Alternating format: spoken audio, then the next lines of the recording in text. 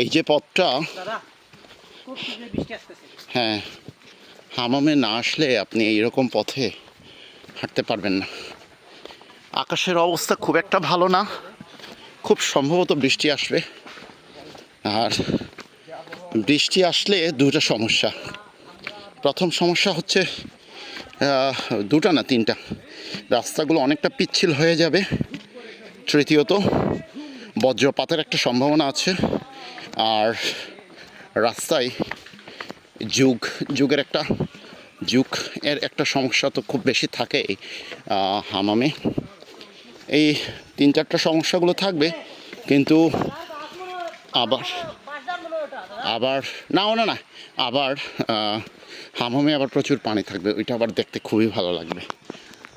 সব কিছু মিলিয়ে প্রত্যেকটা জিনিসের সুবিধা অসুবিধাগুলো তো আছেই।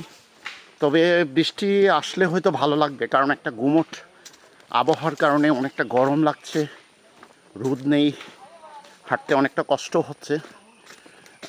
অনেকটা মাঝামাঝি জায়গায় চলে এসেছি আমরা হামামের, আর এইরকম একটা অবস্থায় যাচ্ছি এখন।